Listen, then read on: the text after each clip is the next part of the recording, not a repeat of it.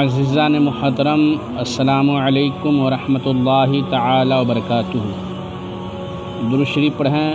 اللہ رب محمد صلی اللہ علیہ وسلم، نحن عباد محمد صلی اللہ علیہ وسلم۔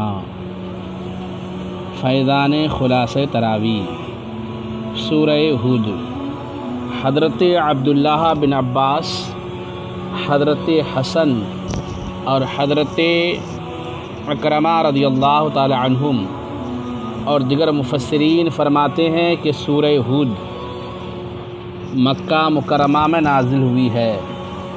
اس صورت میں 10 رکوع اور 123 آیتیں ہیں۔ وجہ، اس صورت کی آیت نمبر 50 سے 60 میں اللہ تعالیٰ کے نبی حضرت ہود علیہ السلام اور ان کی قوم عاد کا واقعہ بیان کیا گیا ہے۔ اس واقعہ کی مناسبت سے اس سورت کا نام سورہ ہود رکھا گیا۔ 12واں پارہ، وما من دابہ۔ اس پارے کے اندر عبرت ہی عبرت ہے، کیونکہ اس میں مختلف قوموں اور ان کی نافرمانیوں کا ذکر ہے۔ پھر ان پر جو عذاب نازل کیے گئے ان کو بیان کیا گیا ہے۔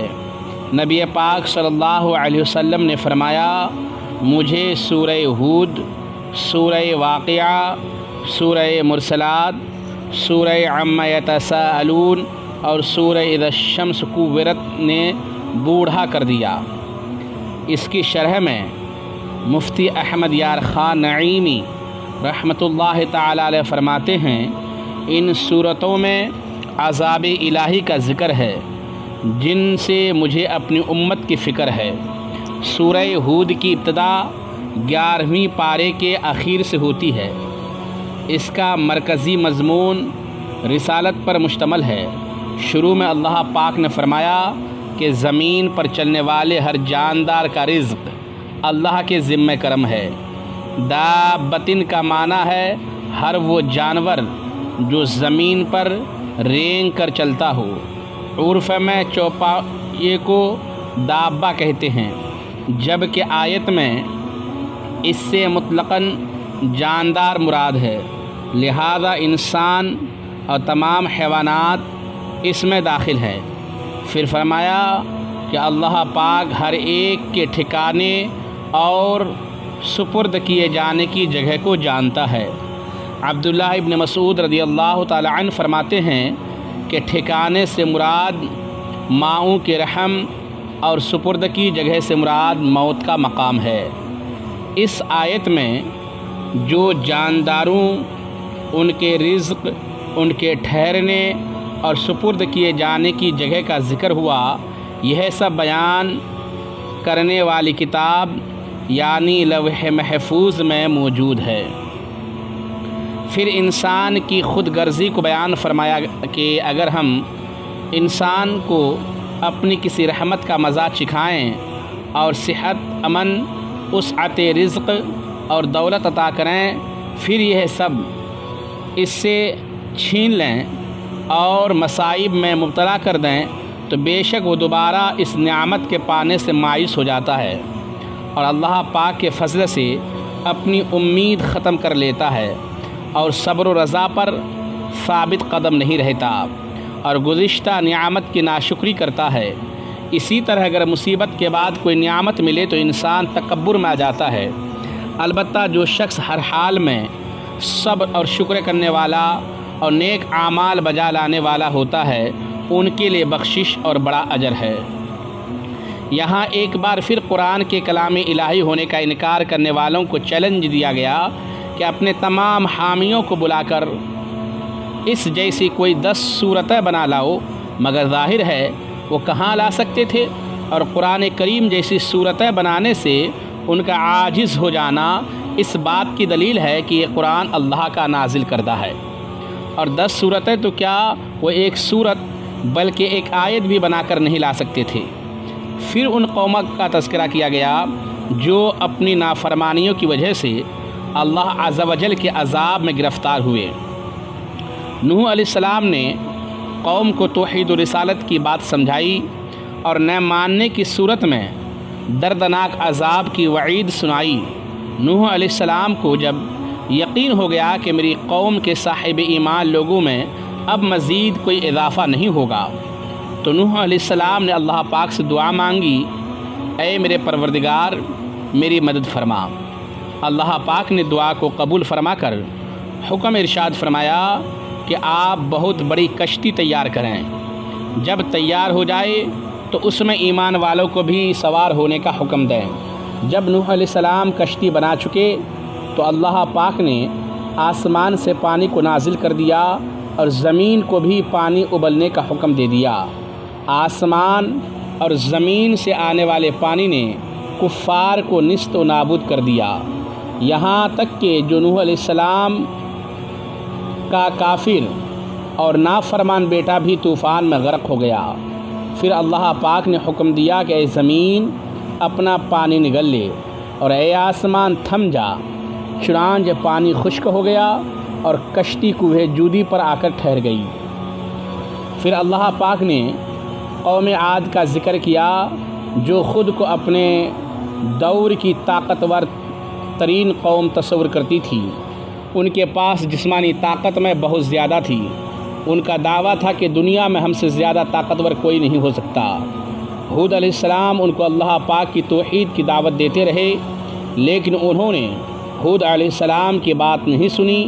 ہود علیہ السلام نے ارشاد فرمایا کہ عاد تم کو اپنی طاقت پر تکبر ہے، اگر تم اپنے پروردگار سے بخشش اور مغفرت طلب کرو اور اپنے گناہوں کی معافی مانگو تو اللہ پاک تم پر آسمان سے بارش نازل فرمائے گا اور تمہاری قوت میں اور اضافہ کر دے گا۔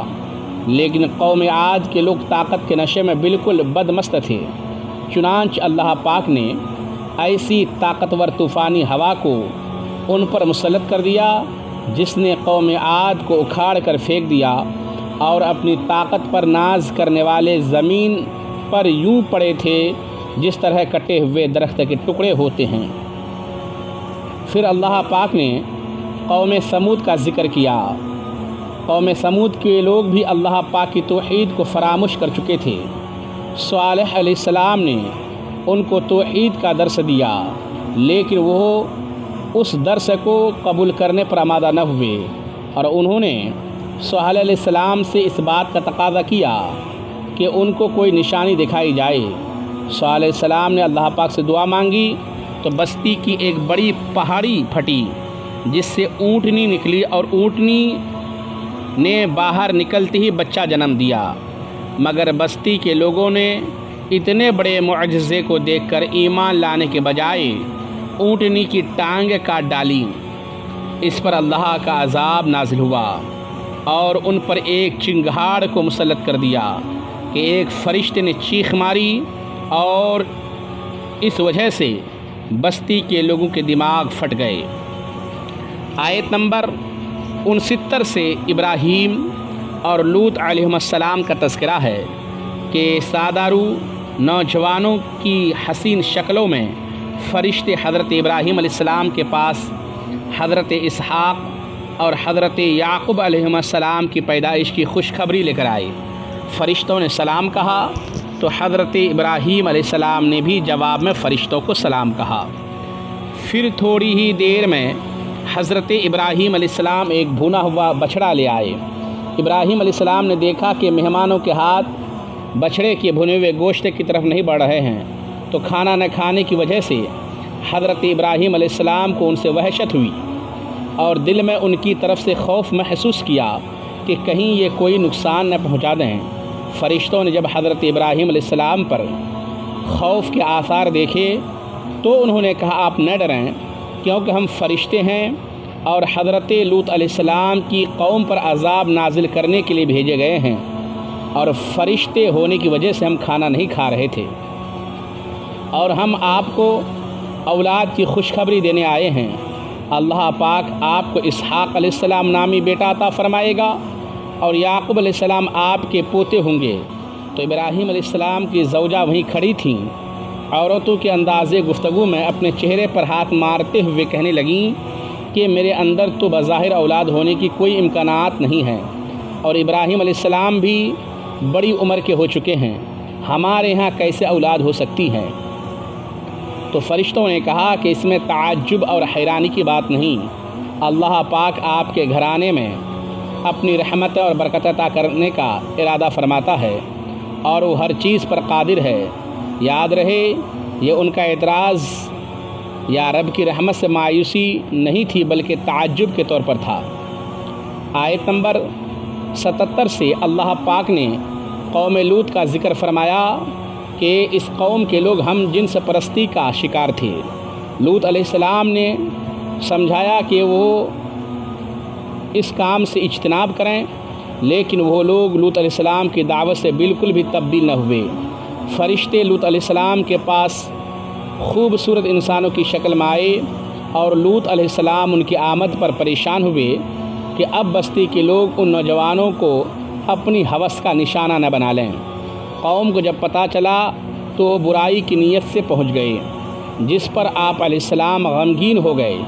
آپ کے غم کو دیکھ کر فرشتوں نے کہا کہ آپ کی قوم ہمارا کچھ نہیں بگاڑ سکتی، آپ راتوں رات اپنے گھر والوں کو لے کر تشریف لے جائیں، مگر آپ کی بیوی بھی عذاب میں گرفتار ہوگی۔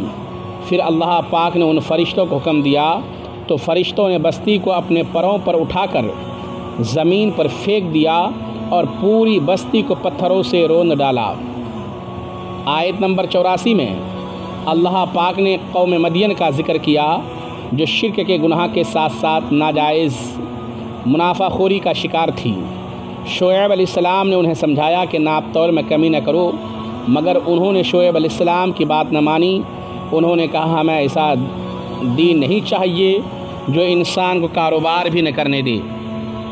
شعیب علیہ السلام نے فرمایا کہ پچھلی قوموں سے تو عبرت حاصل کرو، مگر ان میں کوئی تبدیلی واقع نہ ہوئی۔ اس پر اللہ پاک نے ان پر اسی طرح کی چیخ کو مسلط کر دیا جس کے ساتھ قوم ثمود تباہ ہوئی تھی، اور یہ لوگ صبح کو اپنے گھروں میں عذاب کی تاب نہ لا کر ایسے الٹے پڑے تھے گویا کہ وہ کبھی زمین پر آباد ہی نہیں ہوئے۔ اس کے بعد بتایا گیا کہ برائی سے روکنے والے عذاب کی گرفت میں آنے سے محفوظ رہتے ہیں۔ فرمایا کہ کیا ہی اچھا ہوتا کہ ہلاک ہونے والی قوموں میں ایک مؤثر حصہ ایسے لوگوں کا ہوتا جو نافرمانوں کو برائی سے روکتا، لیکن ایسے لوگ بہت کم ہوتے ہیں۔ آخری آیات میں یاد دہانی کروائی گئی کہ اللہ پاک نے سابقہ رسولوں کے واقعات اس لیے بیان فرمائے کہ اس سے نبی کریم صلی اللہ علیہ وسلم کو تسلی ہو اور اہل ایمان کے لیے نصیحت ہو جائے، اور کافروں کے لیے چیلنج کہ وہ ہمارے رسول صلی اللہ علیہ وسلم کے خلاف جو کر سکتے کر گزریں، ان کا وہی انجام ہوگا جیسا سابقہ رسولوں کے مخالفین کا ہوا تھا، بلکہ اس سے بھی بدتر ہوگا۔ سورہ یوسف مکہ مکرمہ میں نازل ہوئی، اور اس سورت کا شان نزول یہ ہے کہ یہودیوں کے علماء نے عرب کے سرداروں سے کہا تھا کہ محمد مصطفیٰ صلی اللہ علیہ وسلم سے دریافت کرو کہ حضرت یعقوب علیہ السلام کی اولاد ملک شام سے مصر میں کس طرح پہنچی، اور ان کے وہاں جا کر آباد ہونے کا سبب کیا ہوا، اور حضرت یوسف علیہ السلام کا واقعہ کیا ہے۔ اس پر یہ سورہ مبارکہ نازل ہوئی۔ اس صورت میں 12 رکوع اور 111 آیتیں ہیں۔ وجہ اس صورت میں اللہ پاک کے نبی حضرت یوسف علیہ السلام کے حالات زندگی اور ان کی سیرت مبارکہ کو تفصیل کے ساتھ بیان کیا گیا ہے۔ اس مناسبت سے اس صورت کا نام سورہ یوسف رکھا گیا۔ اس صورت میں بڑے منفرد انداز میں یوسف علیہ السلام کا واقعہ بیان ہوا ہے۔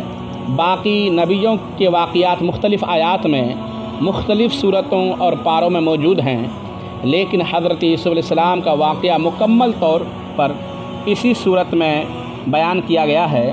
قرآن پاک نے اس قصے کو احسن القصص قرار دیا ہے، یعنی واقعات میں سے بہترین سچا قصہ۔ اس میں جتنی عبرت اور نصیحت پائی جاتی وہ کسی دوسرے قصے میں پائی نہیں جاتی۔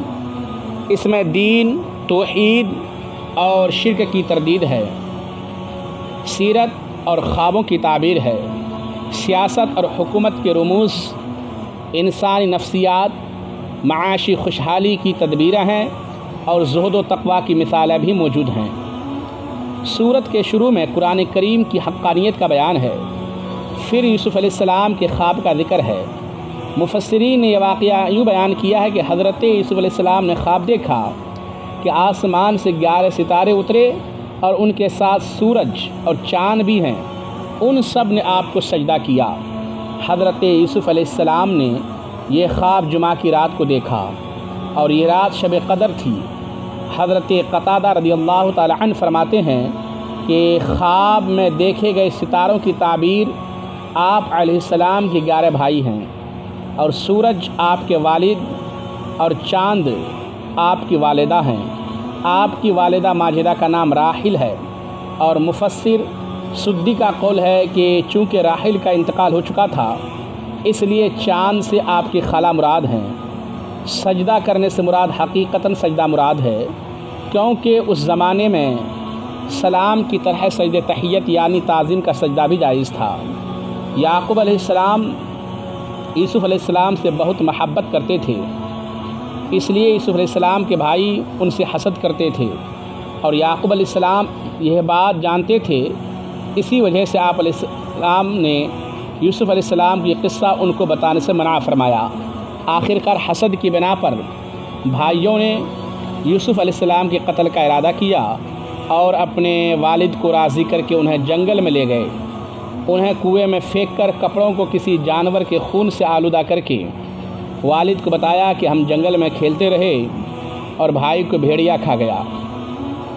یعقوب علیہ السلام ان کی سازش کو سمجھ گئے اور یوسف علیہ السلام کے فراق میں پریشان رہنے لگے اور آنسو بہاتے رہے۔ ایک تجارتی قافلے نے یوسف علیہ السلام کو کنویں سے نکال کر مصر کے بازار میں بیچ دیا۔ آپ علیہ السلام کی خوبصورتی کے چرچے وہاں ہونے لگے۔ بادشاہ نے انہیں خرید کر اپنا منہ بولا بیٹا قرار دے دیا، اور اس طرح یوسف علیہ السلام کنویں سے نکل کر شاہی محل میں رہنے لگے۔ شاہ مصر کی بیوی یوسف علیہ السلام پر فریفتہ ہو گئیں اور دعوت گناہ دینے لگیں۔ یوسف علیہ السلام نے اپنی پاک دامنی کی حفاظت کی، اور آپ علیہ السلام نے اس کو اس کام سے منع کیا۔ شاہ مصر کو معلوم ہوا تو اس عورت نے یوسف علیہ السلام پر الزام لگا دیا کہ یوسف علیہ السلام کی طرف سے ابتدا تھی۔ اللہ پاک نے ایسا کرم کیا کہ اسی خاندان کے اسی گھر میں چھوٹے سے دودھ پیتے بچے سے یوسف علیہ السلام کے پاک دامنی کی گواہی دلوائی۔ اس کے بعد یوسف علیہ السلام کو قید میں ڈال دیا گیا۔ وہاں پر یوسف علیہ السلام کے ساتھ 2 قیدی تھے۔ انہوں نے اپنا یوسف علیہ السلام کو کہا کہ ہم نے خواب دیکھا ہے، آپ خواب کی تعبیر بتا دیں۔ یوسف علیہ السلام نے خوابوں کی تعبیر بتائیں۔ ایک سے کہا تم بادشاہ کے دربار میں پہنچو گے اور اپنے آقا کو شراب پلاؤ گے، اور دوسرے کو بتایا تم سولی دیے جاؤ گے اور پرندے تمہارا گوشت نوچ کر کھائیں گے۔